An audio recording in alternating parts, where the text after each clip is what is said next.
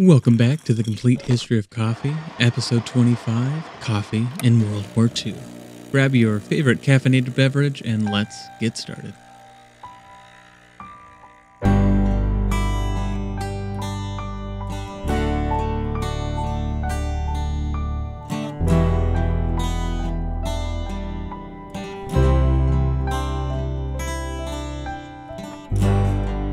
Before we dive into World War II, I want to thank you all for your patience on this episode. I moved to LA almost 3 months ago and began working as a barista again, this time at a French-style coffee shop. But between preparing for the move and working some 50 hours a week, it took me longer than expected to produce this episode. With that said, I have decided to change the video format for the podcast to help lower the production time for each episode. So moving forward, the video version will no longer be an actual video, but simply the coffee tasting for each episode, followed by a simple podcast image throughout the video. So for all of my audio listeners, this will not affect you. Without further ado, let's dive into coffee history in World War II.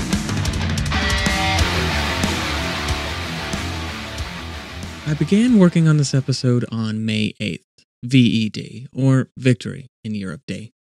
That day marked the end of World War II in Europe, so it only seems fitting to be recording this episode on July 7th, the start of the war.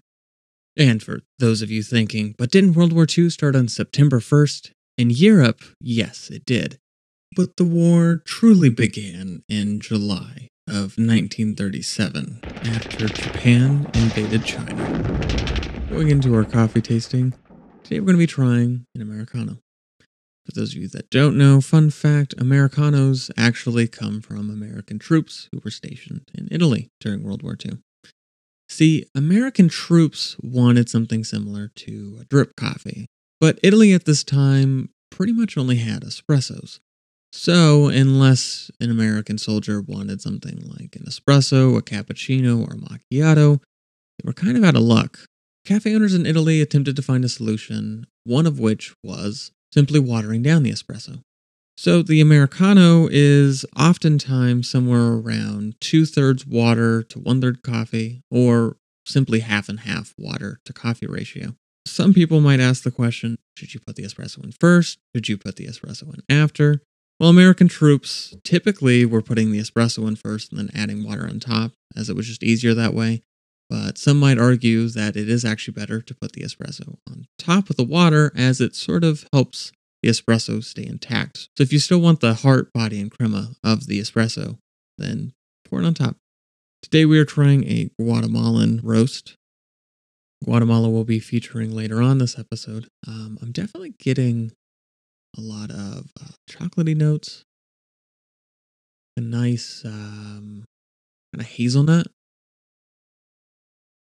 Slight roastiness, but it's very smooth. Let's go ahead and taste it.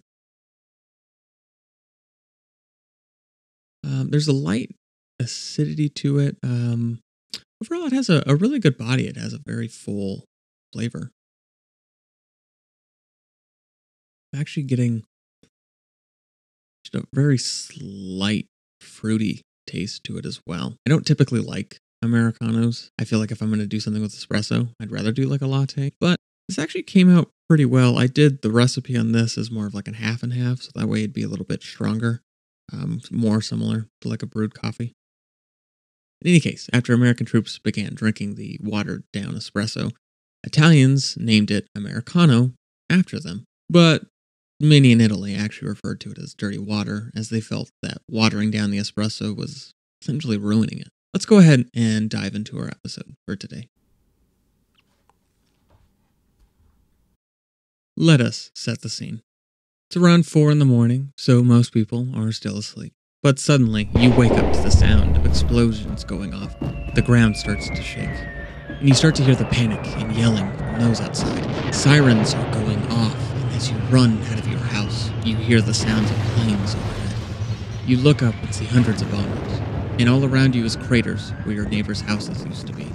The date is September 1st, 1939. This is the invasion of Poland by the combined forces of Germany and Russia, marking the beginning of the war in Europe. The Great Depression came to a sudden end as war broke out across the globe. The Dutch quickly bought up as much coffee as they could to resell it to the countries involved in the war. However, Germany's quick invasion of Belgium into France, as well as their U-boats across the Atlantic, halted the trade of coffee for almost all of the world's market. Brazil couldn't even safely ship to the US. But before we get into coffee in the Americas during the war, let's take a look back at Europe. There, we find coffee developing in similar fashion to the US throughout the 20s and 30s, although with no real price wars or conglomerates. Northern Europe, by and large, consumed more coffee and preferred high-grade beans, while the culturally Latin-based countries in Western Europe contrasted this by preferring bitter dark roast mixed with Robusta beans. I don't want to spend too much time on pre-World War II Europe this episode, but next episode we will dive deeper into how European coffee and brewing techniques were evolving into the espresso culture we know today. By 1938, Hitler restricted coffee advertising as a means to limit imports of coffee as plans for war drew close. By the start of the next year, coffee imports were nearly cut in half, and shortly before invading Poland, they confiscated all coffee stockpiles to be used by the military. Mussolini similarly took on an anti-coffee stance as a means of reducing coffee importing, recommending Italians instead drink caffè d'orzo, or barley coffee. This was similar to chicory coffee, but it kind of reminds me of a stout-style beer, which roasts grains like barley until they are burnt as a means of creating a coffee-like taste. Germany, for its part, was stuck with ersatz, or coffee substitutes during the war, as the Allied powers controlled most of the world's supply of coffee. So, without caffeine, and needing a pick-me-up, Nazi soldiers are known to have used drugs like meth during the war. The third Axis power, Japan, saw coffee as a luxury good during this period, being consumed by only those in the upper class. But as Japan allied themselves with Germany during the war, they decided it would be best to ban coffee, as it was seen as a Western good. It was only after the war coffee was allowed back into the country again. As we mentioned previously, coffee houses in Austria were popular for socializing, and after World War I, they turned into dance cafes, which played American jazz music. But by the 1930s, they had turned into places for black market deals. There were many Jewish coffee houses leading up to the Second World War, but they were all seized by the Nazi German state. We see an example of this from the coffee company Julius Meinl, created in 1862. It was the largest coffee roaster in Central Europe and had hundreds of locations across Austria, Hungary, Czechoslovakia, Yugoslavia, Poland, and Romania. By 1938, it was being operated by Julius's grandson, Julius Meinl III. He was openly against the Nazi Party and was even married to a Jew. So he was forced to move to London during the war, later being able to return after the war to rebuild the company. Shifting to the Americas, Guatemala was still heavily influenced by Germany. During the war, wealthy members of society were openly supportive of Nazi ambitions, but many of the general population either didn't care or were openly against Nazism. This divide even led to a Nazi-influenced Gestapo in Guatemala, with a list of people who were anti-Germany. The plan was to have them executed once Germany was victorious. That was probably a pretty awkward conversation for them after Germany lost the war. But while the war was raging, Guatemala was like a little Germany, spreading Nazi propaganda to its people and even acting as the headquarters for the Nazi minister to Central America, Otto Reinbeck. Reinbeck hosted parties for coffee growers in the country, leading them to join the Nazi Party. Montfort Toledo wrote about it, stating, quote, "Germans in Guatemala began to act as if they had already conquered the Republic, and were merely holding it until the Führer called for it." End quote. The United States was essentially the only consumer of Latin American coffee. As such, they wanted to ensure the value of coffee was being respected. to prevent the economies of Latin America from falling into disarray. By doing so, they could have risked such countries joining in support of the Axis powers. The Third Pan American Coffee Conference met over the summer of 1940 to plan a way to buy enough coffee to support the various Latin American countries. In essence, the US ended up buying more coffee than it actually needed. While this still didn't amount to the pre-war global consumption, no one was too upset about it. Besides Mexico and Guatemala, that is, who both demanded a larger portion of the market. Guatemala specifically let German victories fuel their imaginations of supplying Germany with coffee as it attempted world domination. The only problem was the lack of ability to reach Germany, so they eventually settled to American plans for coffee production. As the summer dragged on, the price agreement still wasn't resolved. By September, coffee reached the lowest value it had ever seen in history, 5.75 cents a pound. Eurico Penteado, a commissioner from Brazil, and Summer Wells, the U.S. Secretary of State, worked together to arrange for the various nations to meet together about reaching an agreement. They were finally successful after reaching a historic agreement on September 20th. The agreement was seen by many as an economic union in the Western Hemisphere, which contrasted that of fascist Europe. On the surface, Americans were surprisingly supportive of higher coffee prices. Not only did they wish to financially support Latin American countries so they wouldn't be swayed to the side of the Nazis, but also because this encouraged those countries to buy American manufactured goods. In reality, though, Americans had their limits, and when coffee had doubled in price the following year, they demanded a price cap. The newly created U.S. Office of Price Administration began to work on this problem. Leon Henderson, head of the administration, strongly opposed the new minimum price increase Brazil announced in the summer of 1941. So the amount of coffee imported into the U.S. was increased, taming the ever-rising prices.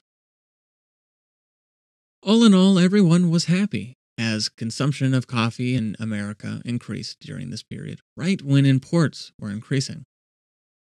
So, international relations in the Americas were better than ever, with 6 Latin American coffee queens making a tour of the United States at the end of that year.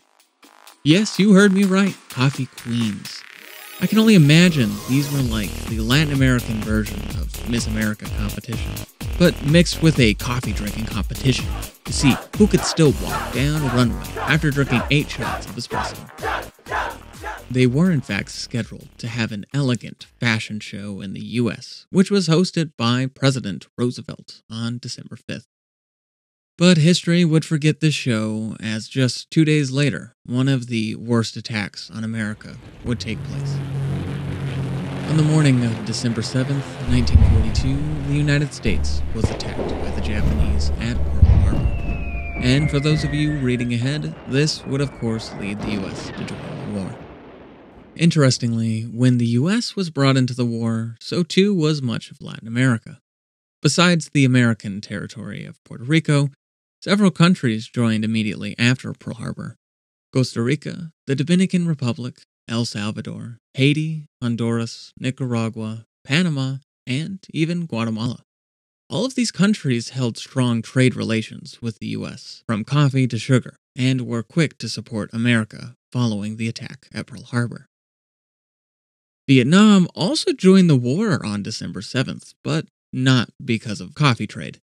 Vietnam was also attacked the same day by the Japanese. Shortly after this, Japan attacked the American territory of the Philippines, which I previously did an episode on, so definitely check out our episode on the Bataan Death March if you missed that one. During the war, coffee was almost as important to the American military as was copper. Fun fact, there was such a need for copper that the US stopped using it in pennies during the war.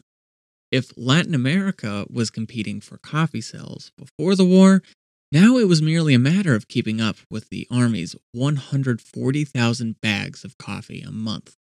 Keeping in mind, one bag is 100 pounds each. This led Brazil to strike a deal with the US, essentially giving America all of Brazil's ships to use for the war, in exchange for guaranteed purchase of all the coffee Brazil wanted to sell them. The American government needed enough coffee for the military, so they implemented a ration to civilians of 1 pound every 5 weeks.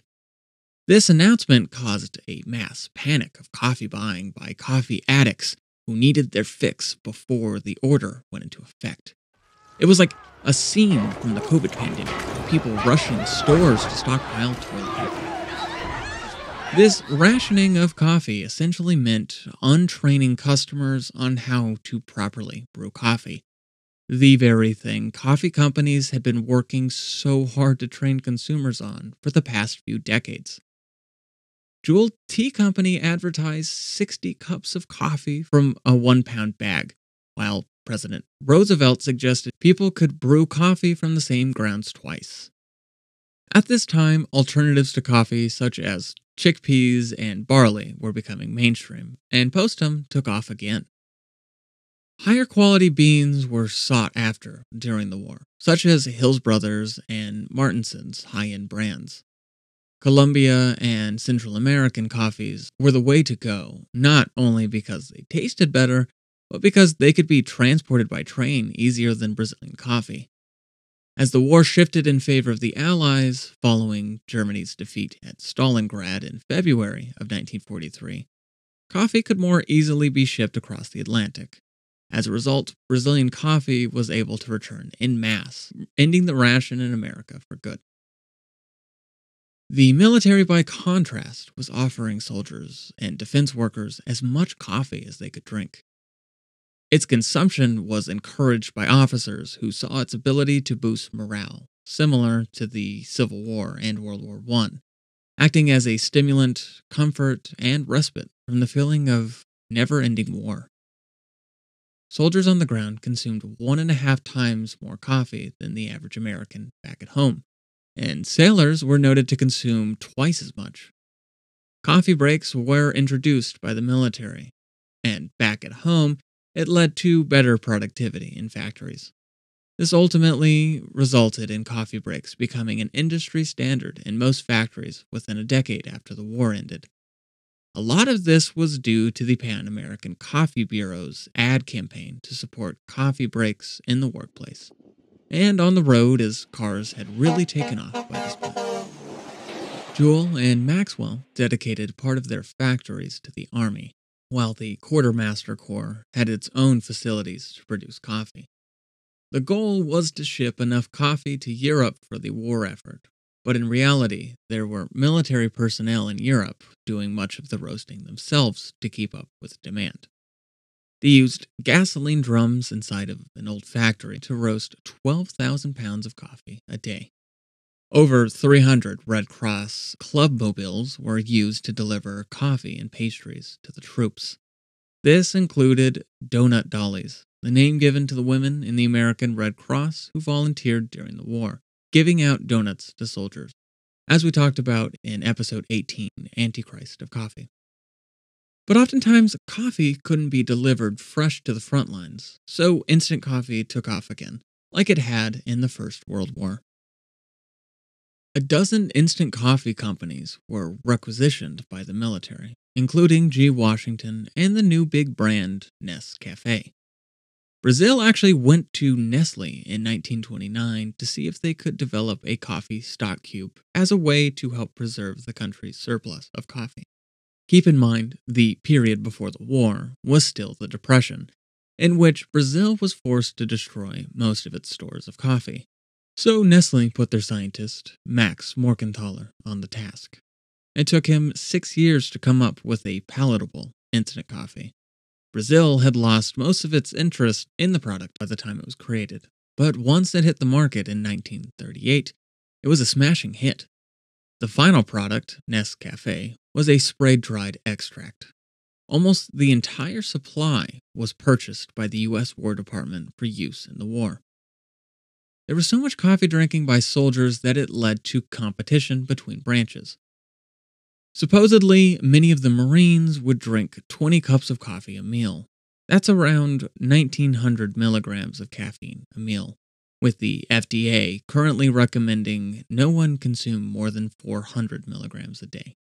So it makes you wonder if it was Nazis or coffee that took out more of America's troops in the war.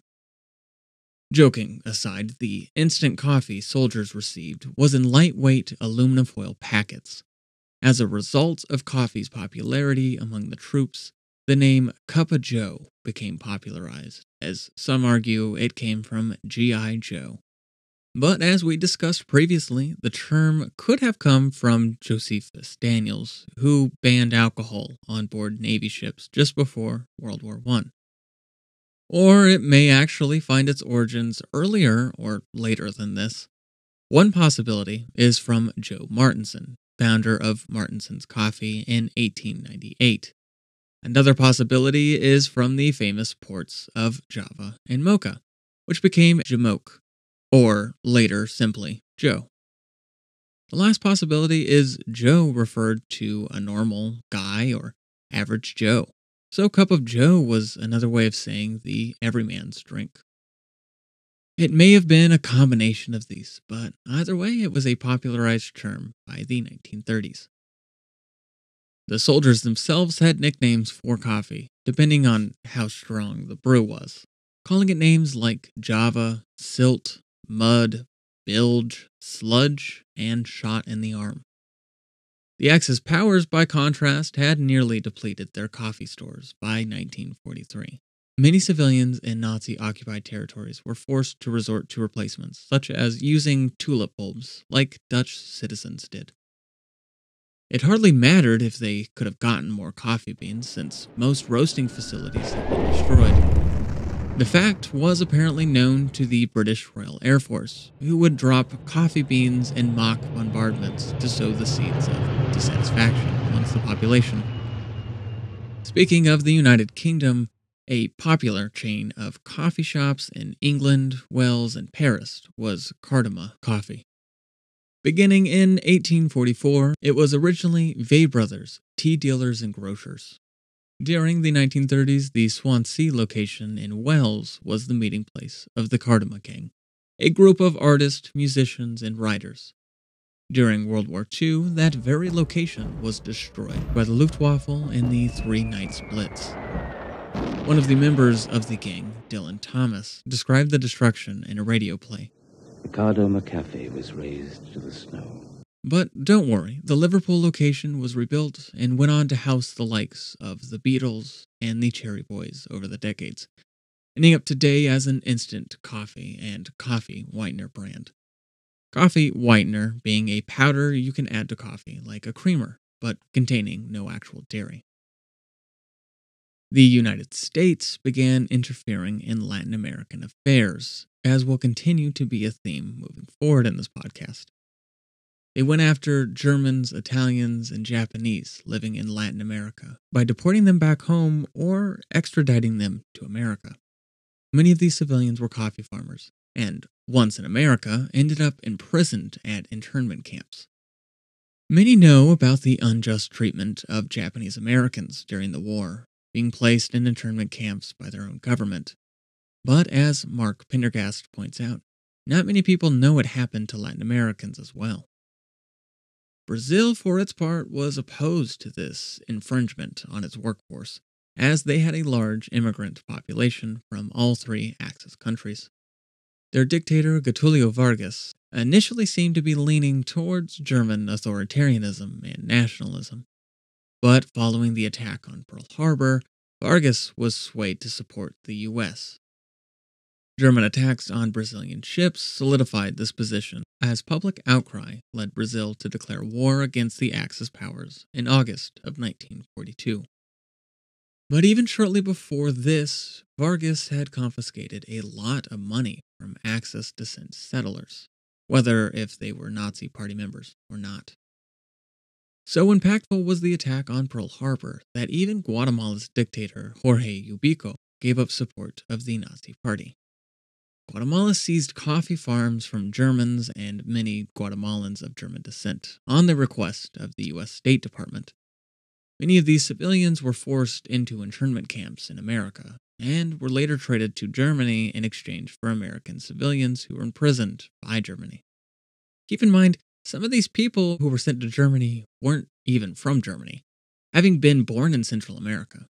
I mean, imagine being forcibly sent as a prisoner to another country today, just to be traded off to some other country where your grandparents were from, and not even being able to speak the language. One example of this was a German citizen, Walter Hanstein, the owner of the coffee estate. The owner of a coffee estate, who was born in Guatemala but was of German descent. He was interrogated alongside his children and his American wife. He nearly lost his coffee estate if it wasn't for the list of names being given to the FBI, which showed his name as one of the people the Nazi Party planned to kill if Germany had been able to reach the Americas. But over 4,000 Latin American Germans were taken from their homes, with some people being taken simply because it suited the elite who wanted land or to eliminate political rivals, like some sort of Salem witch trial or Red Scare repeat. Some of these kidnapped individuals were even put in prison for illegally entering the United States, even though it was the United States who had them forcibly brought over as bargaining chips. Brazil was able to challenge American demands for its access to sent civilians, but smaller countries were coerced by the United States. However, in reality, Vargas put many of his own German and Japanese citizens into Brazilian internment camps. Back at home in America, women were now working the jobs of the men who were fighting overseas. I think many of us know about Rosie the Riveter and the women working in factory jobs to produce materials for the war. But one aspect we may not think about is those working in coffee facilities as well. On top of this, women were the ones acting as the door-to-door salesmen for Jewel and the roast masters at roasteries. Speaking of Jewel, let's do a quick update of our major coffee brands to see how they're all faring during the war. Jewel was quite successful, having not only secured the contract with the military to create ration packs, but also because the company's former president was now part of the U.S. War Department. So they got priority over other countries when it came to machine parts and labor. Much of their sales were now taking place through their storefronts, but the majority of their profits still came from their wagon routes. Maxwell, for its part, created ads about coffee being a vital part of the war effort, helping to fuel the troops. They went on to dominate the market during the war, as they roasted a massive amount of coffee by this period. Coffee roasters had seen a lot of consolidation by the 1940s, by the number of roasters being cut down to only 1,500 by the end of the war. That was in contrast to the over 3,500 roasters who existed back in World War I. Folgers, by contrast, saw both of its CEOs taking an active role in the war. James Folger III was on the War Production Board, while his brother Peter was on the front lines in the Marines. Folger's main manufacturing facility was reportedly short-supplied, having no containers for coffee or lids for bottles. To make matters worse, they had to fill all the orders for ration stamps while also keeping up with normal production. As an interesting side note, following the war, many veterans who served in the Pacific ended up settling down in California. This nearly doubled the population in the span of just a decade. But more importantly, it meant a swell in coffee consumption by veterans of the war. Looking towards the East Coast, at the start of the war, Hills Brothers was making plans to open a new massive roastery in New Jersey, with hopes of supplying coffee to the Midwest and East Coast. This unfortunately did not take fruition as the war drew America into the conflict. With all the men involved in the war, the company began employing women to work in the cupping room. This position, like that of master roaster, had always been a man's job. Leading into the war, Chase and Sanborn were struggling financially. The company, which owned them, Standard Brands, relied primarily on yeast sales. But yeast went down in sales from a combination of less homemade bread, the end of Prohibition moonshine, and the loss of medical claims to support yeast as a medicine. Remember, it was borrowing the idea of expiration dates from yeast production and putting it on coffee, which made the brand seem better than others who could not guarantee freshness. However, as vacuum packing became more mainstream, it meant other brands were now taking over the market for their advertised freshness. To cut corners, they turned the Chase and Sanborn hour into a half hour. Probably should have changed the name of the show to the Chase and Sanborn half hour, but what do I know? Being unable to compete with vacuum packing, the company opted to adopt it themselves. At this same time, at the end of 1941, they hired James S. Adams to be their new president. Having been the vice president at the Benton and Bowles agency some years prior, he was the perfect fit to help save the company. He reorganized the corporation and attempted to switch to glass vacuum packing. But unfortunately, Pearl Harbor happened right around the same time and meant the company couldn't shift its packaging methods for a couple of years. As the war dragged on, coffee-producing companies found it increasingly difficult to keep up with demand. And this wasn't helped by the fact that coffee prices had been essentially locked in place by the U.S. since the start of the war. This led many growers in Latin America to struggle finding labor to work their plantations, while other industries had gone up in revenue and therefore pay during the war. Brazil pleaded the National Coffee Association to raise the price of coffee, as the cost of production had nearly doubled in the past 2 decades. Brazil had used up nearly all of its reserves by this point, but there simply wasn't enough financial incentive to keep coffee farmers producing coffee. The cost of living went up during the war, making it hard for farmers to afford basic living essentials. Many felt Americans didn't care about their plight. As a result of such low coffee prices, many Central American farmers began withholding their premium coffee and only selling their defective or misprocessed coffee. Chester Bowles from the Benton and Bowles agency, who helped make Maxwell House a big name, was now the head of the U.S. Office of Price Administration. He was the exact man to make coffee prices go up. But in a weird twist, he was the very person who prevented a price increase. Essentially, he felt that holding back coffee prices would help prevent the overall price increase the economy was seeing. This was a trend being seen by the government as a whole. Those who were sympathetic to Latin America found it harder and harder to find support from their colleagues in the U.S. as the war went on. In 1944, El Salvador and Guatemala both overthrew their dictators, and Brazil saw their dictator removed by the military shortly after the war. Part of this was dissatisfaction with their economic crisis caused by coffee, but the war left some citizens wanting freedom in countries where many felt oppressed by their governments. Ultimately, the U.S. did not let go of the price hold on coffee until a month and a half after the war was over, but it was too little too late for the socio-economic crisis brewing in coffee-growing Latin America. Frustrated, many of the countries in the Pan American Coffee Bureau reduced funds towards advertising coffee in America, and Brazil went as far as to abolish its national coffee department. Let's take a look at the lasting effects the war had on coffee. Immediately after the war, coffee consumption was at an all-time high of 19 pounds per person a year.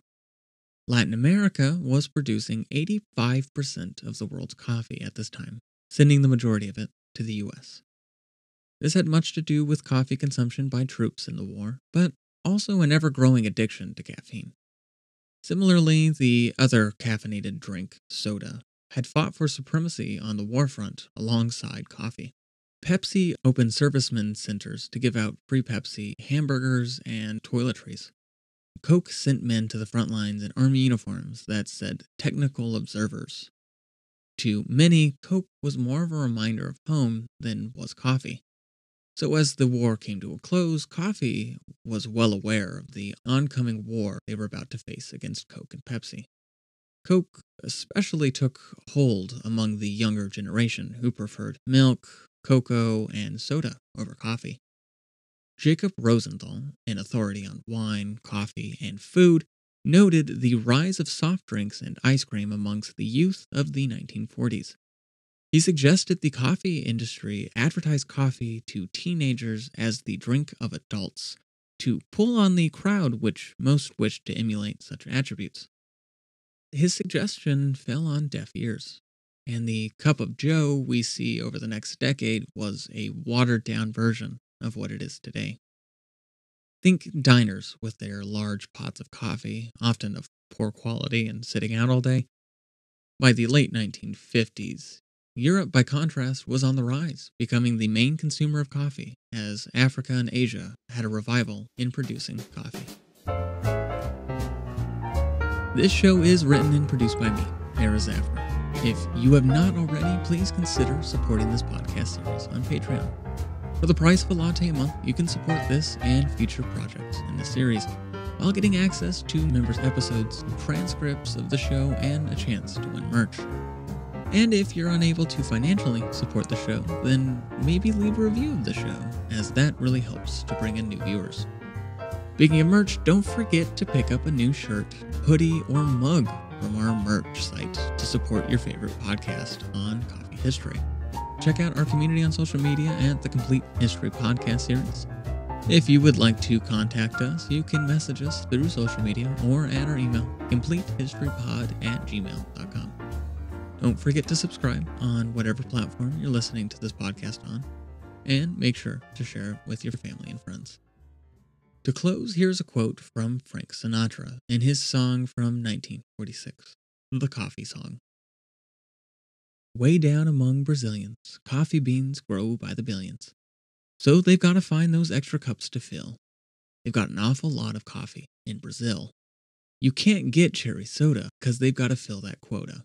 And the way things are, I'll bet they never will. They've got a zillion tons of coffee in Brazil.